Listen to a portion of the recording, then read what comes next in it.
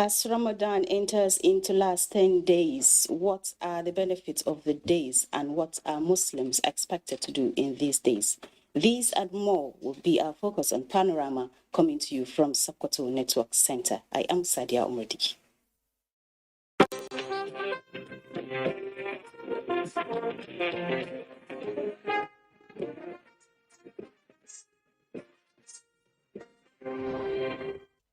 The Minister of Environment has been directed to fashion out effective strategies towards addressing all concerns raised by partners and stakeholders in respect of the Ogoni cleanup so that the project can be delivered in good time.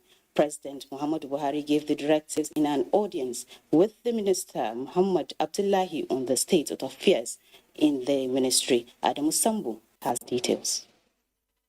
The meeting held behind closed doors was the first since the redeployment of Muhammad Abdullahi to the Ministry of Environment as substantive minister. It was therefore an opportunity for the minister to bring the president up to speed on the level of implementation of key priority projects being executed by the Environment Ministry. The hydrocarbon pollution remediation project, otherwise called the Ogoni cleanup, is one of them. It's a major priority of this government, and particularly based on the undertaking and the promises made by Mr. President to deliver a very clean ecosystem for the Ogoni people. So I have updated the President on that, and the key understanding is that we are focused on delivery. He has given us marching orders to ensure that the concerns raised by the partners, particularly Shell, UNEP, AGIP, Total, and other parties, and indeed the stakeholders themselves of the Ogoni land, that those concerns are addressed to ensure that the process goes unhindered. We are directed, particularly by the President, to be very focused and fix our eyes on the ball to ensure there are no distractions that we deliver. Issues relating to the Great Green Wall were also discussed with the Nigerian leader, who is the president of the Conference of the Pan-African Heads of State and Government on the project. So Mr. President has directed us to hold Council of States, of member states of the Pan-African Great Green Wall, to hold a meeting on the 16th of June this year, to prepare an agenda for the eventual meeting of the Conference of Heads of State and Government, to, one, look at the budget and strategic plan for this year for the member states, and then to ensure that we have modalities to access the over 16.2 billion euros that is available from funding partners of the project to support the processes of ensuring that we have a long belt across the Sahel to stop this desert encroachment. President Buhari also used the opportunity to reaffirm his administration's commitment towards planting 25 million trees across Nigeria. He has agreed at a later date to launch a multifaceted national tree planting campaign where the governors will be involved so that they can also replicate same in their states, and as well as local government chairmen and traditional rulers. And of course, I briefed Mr. President on AgriStar project. Essentially, the program is focused on making uncultivatable land to be cultivatable, to make sure that people have access to clean water, to make sure that there will be more usage of our land resources. The president directed the minister to engage the World Bank, which earmarked $700 million to fund the project, which involves dry land remediation and management in the 19 northern states and the FCT. From the State House, Adamu Sambu, NTA News. President Muhammadu Buhari says no responsive and responsible government can ignore the role of religious and traditional rulers in tackling insecurity in the country. Speaking at an iftar dinner with religious and traditional rulers, the president said his administration will continue to count on the invaluable advice and guidance of members of the relevant institutions towards improving the current security challenges in the country. He said moving Nigeria forward remains a collective responsibility and therefore urged leaders at all levels to continue meaningfully in making the country a better place.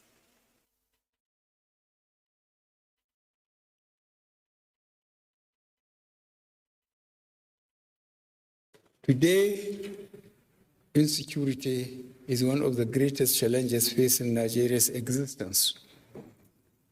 This administration has invested more resources than any other to tackle insecurity.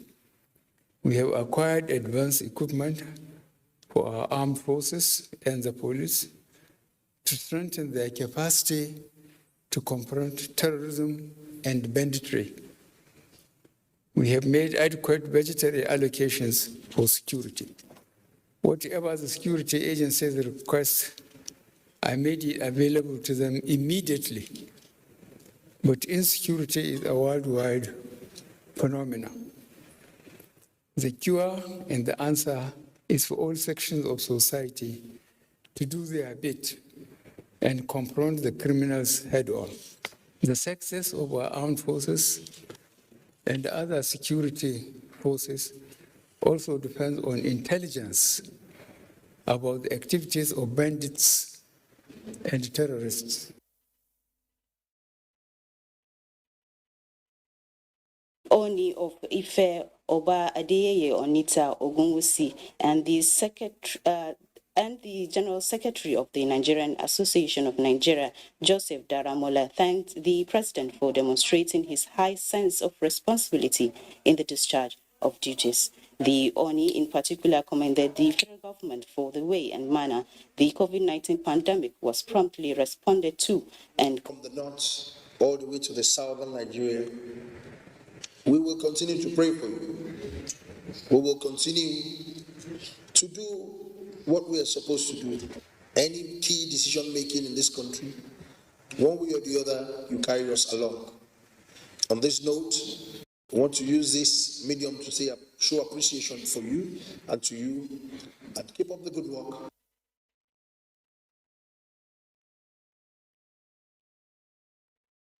First Lady of Nigeria has enjoined the spouses of the Nigerian legislators to continue using their soft power in convincing their husbands to support more gender-friendly legislations to ensure more women participation in governance and other decision-making processes.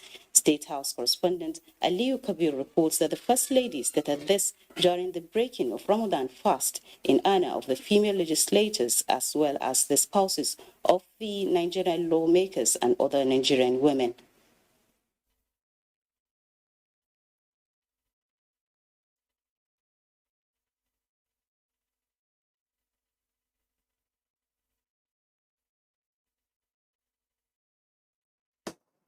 Distinguished guests, today's iftar is deliberately planned to create an opportunity to dine and understand ourselves as wives, mothers, and leaders of this nation.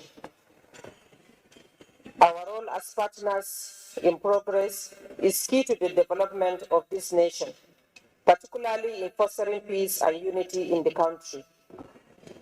I would therefore like to encourage us all not to relent on our efforts and support each other, especially in making the right choices in choosing our leaders. When we work together and understand each other, our future and the future of our children becomes secure.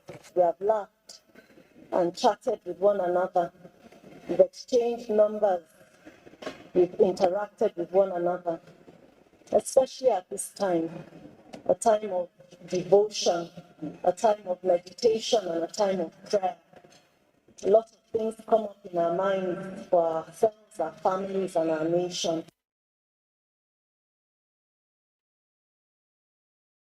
Participants from all walks of life, including the Minister of Women Affairs, Pauline Talin, and the wife of the Speaker of the House of Representatives, Salamatu Bajagbiamila, promised to continue stirring the advocacy of women emancipation in Nigeria, particularly the realization of the affirmation action.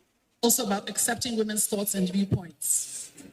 In this regard, it gives me great pleasure knowing that the Ninth Assembly has pushed for 2 landmark bills, the Violence Against Persons Prohibition Act and the Gender Equality Opportunity Bill. We want you to please handhold us from here. As our women come out to aspire, let it not stop at aspiration. Let it transit to candidacy, and from candidacy to delivering women who will effectively represent Nigeria.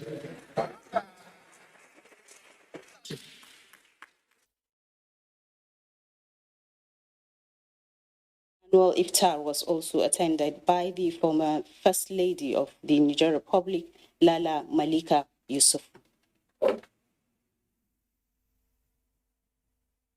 There is more on Panorama. Please stay with us. The vaccine offers hope for a safe country free of coronavirus.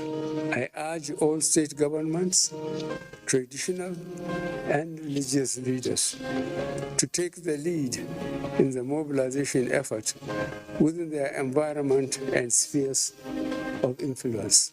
I similarly urge all eligible Nigerians to present themselves and be vaccinated in accordance with the order of priority already mapped out at the various authorized designated centers only.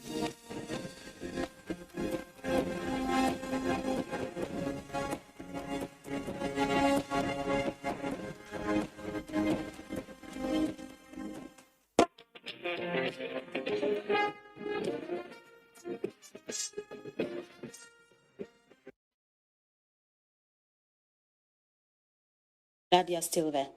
Muslims have been urged to use the last 10 days of Ramadan to intensify prayers for Almighty Allah to bring to an end security challenges bedeviling Nigeria, especially the northern part of the country. This came to the fore at the Ramadan lecture organized by Islamic Medical Association, Usman Donfodi University, Sokoto, and Teaching Hospital. Sheikh Muhammad Detti reports. The Ramadan lecture had in attendance academics, Islamic scholars, medical practitioners, and students. The lecture focused on reaping the benefits of the last 10 days of Ramadan in the midst of economic and security challenges. An Islamic scholar, Mustafa Sidi At-Tahiru, called on Muslims to intensify worship during the last 10 days of Ramadan, stressing the need for self-evaluation. He advised Muslims to engage in profitable business devoid of riba and be kind to their relations. But also in please extending our good relationship to our parents, to our relatives, to our neighbors. Let us be our brothers' keepers. By doing that, inshallah, we will have more from Allah subhanahu wa ta'ala and more blessing from Allah subhanahu wa ta'ala. Professor Suleiman Abdullahi Menesara of College of Health Science, Usman Danfodiyo University, Sokoto, said the event is aimed at enlightening the Muslim Ummah on the blessings of the last 10 days of Ramadan. To bring Muslims together and also to remind them of what they have been doing, what they are supposed to do, and to continue doing. And also for them to educate themselves about the challenges that has come over there. Other speakers include Chairman of the chapter of the association, Abubakar Sadiq, who highlighted the role of medical practitioners aimed at bringing succor to the needy to cushion their flights. In Sokoto, Show Muhammad Datti, NTA News. Last 10 days of Ramadan is the most important part of the month, in which Muslims are expected to redouble their act of worship. Now, with me in the studio to discuss on the significance of the last 10 days is the chairman, Sokoto State Zakat and Endowment Commission, Malam Muhammad Lawal Maiduki. Assalamu alaikum wa rahmatullah. All right, so sir, let me start with what is the significance of the last 10 days? Well, Bismillah ar-Rahman ar-Rahim, walhamdulillah rabbil alameen, wa salatu wa salamu ala man la nabiyya ba'da. We first of all appreciate NTA for taking time to discuss on this very important aspect of our dear life that lies in it our continuous existence, our security, and our peaceful coexistence. The last 10 days of Ramadan look like, if I can give you a short example, everybody knows when there's a quiz, the last round of a quiz, when there is a football match, the last round or the last 10 minutes of the match, or the extra time. So I think people can easily understand how it looks when I give this kind of example for those who are used to quiz or sports. Now, for Muslims, when it comes to the last 10 days of Ramadan, it's like you are coming to the last time of what you have no certainty, because you are not sure that next year you will still be alive or healthy to observe Ramadan itself. So that is the first challenge. The second is that it gives you an opportunity, because there is a hadith of Rasul Sallallahu Alaihi Wasallam said, three kind of people, they may not have enjoyed the rahmah of Allah. These are people who among them find themselves in Ramadan from the beginning to the end of Ramadan, but they have not been lucky to be forgiven by Allah subhanahu wa ta'ala. They may not be forgiven for life. Now, if you know of this, then you are in the last 10 days of Ramadan, then you have to do all it takes so that you attract the rahmah of Allah subhanahu wa ta'ala for you to be forgiven and to be delivered from hellfire. And one good thing that people should know, Allah does not break his promise. When Allah made a pledge, when he make a promise or a pronouncement, he fulfills it, no matter what you do. But Allah will give you. So if all of us are lucky to be forgiven by Allah and to be admitted into Al-Jannah Firdaus, that means we have attained what we have come for in this life. So when it comes to the last 10 days of Ramadan, there are some specific acts which the Sunnah of Prophet Muhammad Sallallahu Alaihi Wasallam has taught us. One is you increase in all your activities of obedience to God and being humble and be good in charity as well, as I will mention later. But one of the practice we all know is that of the itikaf. Itikaf is a practice that when someone will seclude himself in a mosque and he will only be busy with prayers after he has must have attend all his domestic responsibility. If you have a wife or if you have a job, you have to take a leave. If you have a wife, you have to provide for the wife. If you have workers under you, you must have satisfied all that is required for you to have given them. Now you are free from all other things that somebody's right is on you. And now you can go to the mosque. You pray in the mosque, you read Quran, you make tasbih, you make daru, that is salat al-Nabi sallallahu alaihi wasallam, and you stand firmly in prayers and putting your foreheads on the ground in sujood, praying to Allah subhanahu wa ta'ala for his rahmah to you, to your family, to your leaders, to your nation, and to everyone that is concerned. And now you have left so many things of this dunya. You don't see what is haram, you don't hear what is haram, and your relationship is with Allah. It's like you have come to the door of Allah and sit down and say, Allah, I want you to forgive me. I want you, Allah, to accept. I need so and so for this dunya. Allah, give me. I need so and so for the Yawm al-Akhirah, that is for the hereafter. Please give me. So these are the kind of things that now you have devoted yourself, to God Almighty. This is known in so many, religion. All right, so, before we go further, is there any act of worship apart from the itikaf Muslims can do? Yeah, that's I mentioned this itikaf. When you go itikaf itself, it has a lot of kind of worships you do in the sight of Allah subhanahu wa ta'ala. I said reading the Quran, making prayers, doing the dua, because dua itself, is an obligation, it's a religious obligation.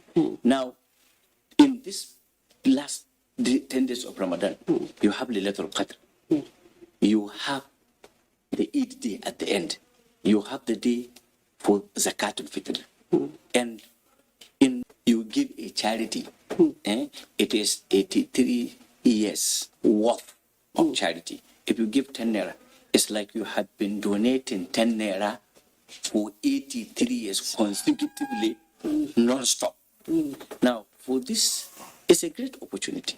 It's an opportunity that today, if you look at world, even those who make promotion, they make promotion when you buy recharge card, you get double. When you do, this is for just dunya. But for Muslim, Ramadan, the last 10 days of Ramadan are like this. They're like a promotion. They are like giving you a bonus.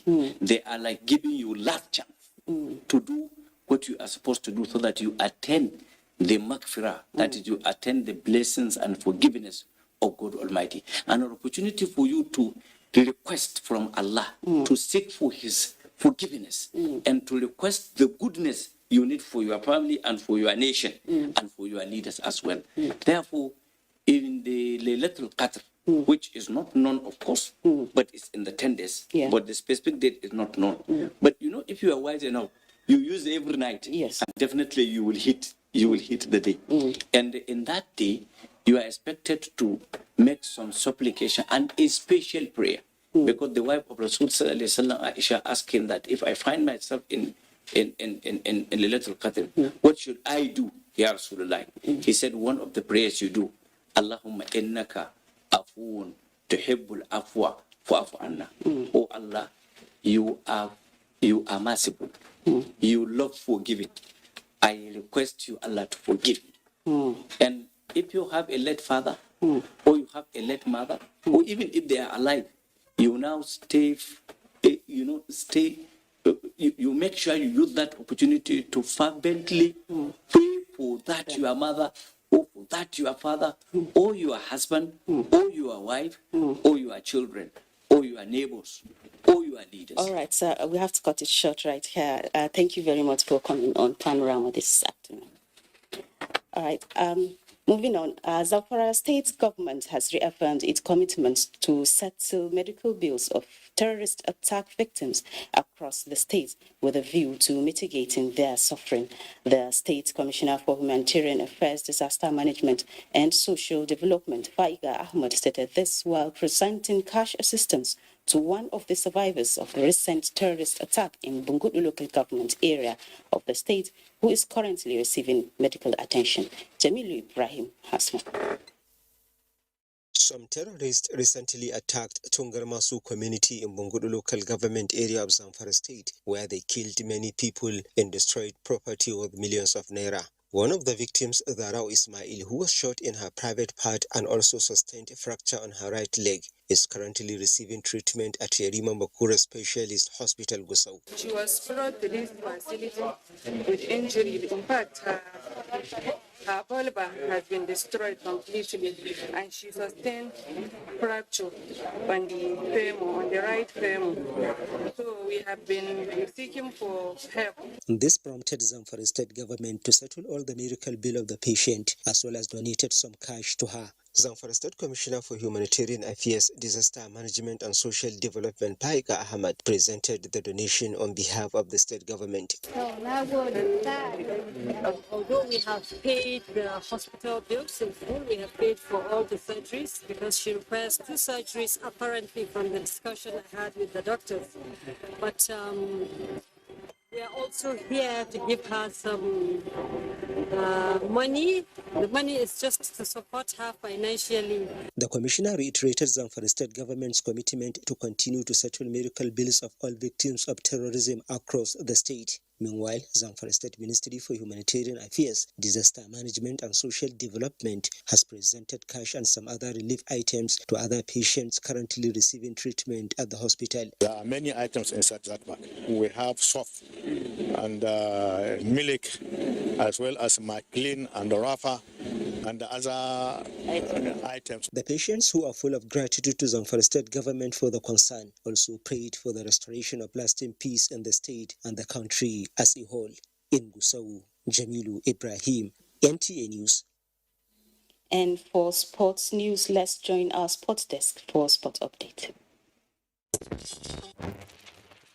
The newly appointed Nigeria's under-17 national team coach Nduka Mbade has set his sight on getting a good result in the regional Wafubi qualifier. Mbade worked as assistant to coach Manu Garuba which won silver medal in the 2013 Under-17 team in Algeria and went ahead to win the 2013 FIFA Under-17 World Cup in the United Arab Emirates. His immediate task as coach of the Golden Eaglets is to qualify the Under-17 team for Wafu B taking place in Ghana, after which Algeria hosts the 2023 Africa Cup of Nations. Meanwhile, 6 volleyball teams will begin hostilities Friday in the first phase of the Division II League in the Jolly Yame Stadium in Jalingo, Taraba State. The event, which will run from 22nd to 30th of April, is in conjunction with the Volleyball Federation of Nigeria and the Taraba State government. Matches that will be decided Friday include Adama Spikers taking on Bayonet Spikers. Plateau Rocks host Benue Spikers, while Taraba Spikers have their hands full against Chief of Naval Spikers. And finally, Russian world number 8 Andrew Rublev says Wimbledon's ban on Russian and Belarusian players is complete discrimination and illogical. Rublev is one of the 3 top 10 players, along with fellow Russia Daniil Medvedev and Arina Sabalenka of Belarus, who cannot play at this summer. Wimbledon made the decision to ban Russian and Belarusian players because of the invasion of Ukraine. In view of the development, the Belarusian Tennis Federation is seeking legal advice about the decision made by the All England Lawn Tennis Club and the Lawn Tennis Club Association. With sport updates, Clement Olonutoba, NTA News.